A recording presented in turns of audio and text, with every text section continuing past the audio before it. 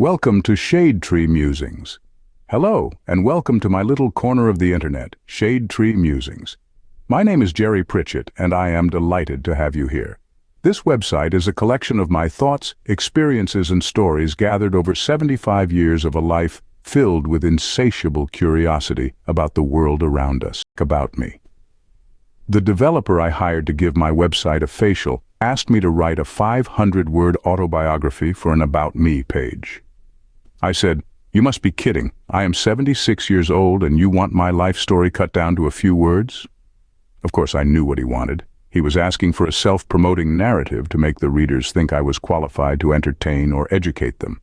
The fact is, learning about me is best done within the pages of this blog. So, to satisfy the 500-word requirement, I will tell you a tale. Believe it or not.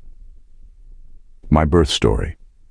Shortly after World War II ended, men and women who had been in the military overseas came home after years apart.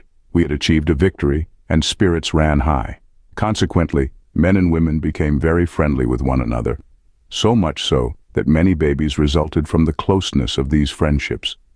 It just so happened that I was prepared at the baby factory for travel to a predetermined womb of a specific woman. She had developed said friendship with a wealthy man named Rockefeller. Unfortunately, for many babies, the massive amount of wombs to be filled and the shortage of storks to carry them caused a lot of mishaps. In my case, I became a misdelivery. I ended up in the wrong womb. The baby factory was on the West Coast, and the correct mother-to-be on the East Coast. I am deliberately being vague as to the specific locations. One, to protect the mother's privacy, and the other because baby factories are kept top secret for obvious reasons. All feet on deck. I already mentioned a shortage of storks available to carry out these missions. Consequently, retired storks were drafted back into service to handle the business of on-time deliveries. After all, these women expected a baby or two to arrive in a timely manner. The baby factory's reputation was at stake. Never in history had delivery been completely missed. Yes, a few late deliveries now and again, but never a complete misdelivery. This was the first red flag on my journey to my prospective life of wealth, leisure, and fame. I had been assigned an elderly stork with a bad case of arthritis.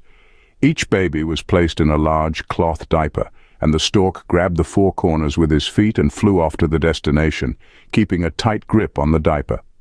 Luck, fate, or divine plan. The poor stork only made it to western Oklahoma. On August 22, 1947, at 6:40 p.m., the stork lost his grip. I was unceremoniously dropped into the womb of a 19-year-old farmer's wife in Dr. Stow's office. It was above the First National Bank of Geary, Oklahoma. To this day, I feel sorry for the stork. It must have been awfully upset at his failure to accomplish his mission. Perhaps his was all three, a bit of luck, my fate, and divine plan gone right. This much is true.